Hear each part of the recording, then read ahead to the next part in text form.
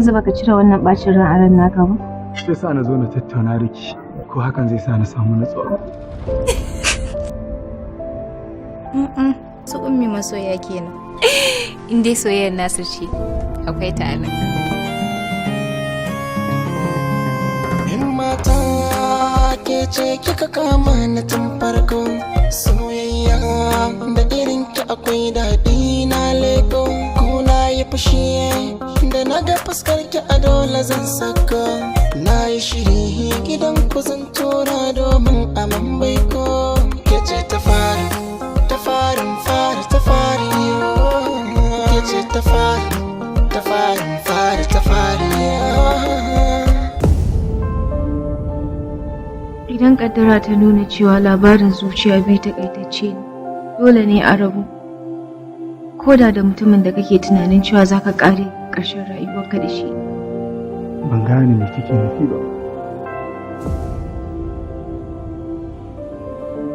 Wannan mataki ya sa dole haƙura da kai kafin ka da abotan da ke tsakanin. Kar ka guje ni a lokacin da kowa ya bar. Yanzu ne nake da buƙatar ka. Za ka faɗa mana ko ba za ka faɗa mana ba ne? Zan faɗa, amma a rufa mun asiri. Wallahi ina cikin damuwa ga tunani, ga ɓacin rai, kuma na kasa yin bacci.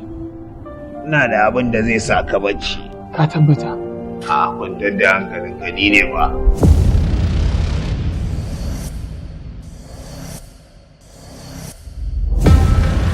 Inna lillahi. Sakaci na kamar yaya? Ni ce na ce ya tafi ya je ya shaye-shaye? Da kina ba wa yaran kula wallahi ba zai shiga wannan halin ba. Yana shan giya yana dukan 'ya'yan mutane. An sha giyar.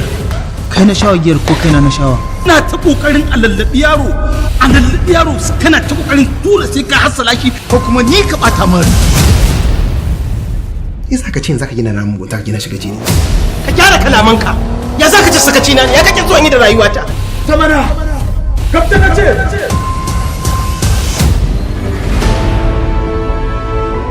Amma ke ce ka gaya min cewa mahaifinki ba zai yanke hukunci ba tare da shawara da ke a kan ra'ayinki ba. Sai kuma aka samu akasin haka, yaya zan yi nasa? Da ni da ke mu je mu gaya mishi cewa ni kike so ko kuma A'a, dakata nasa.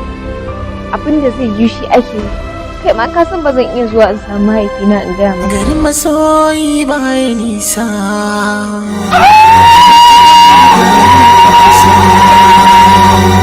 Kai ki manta da ni.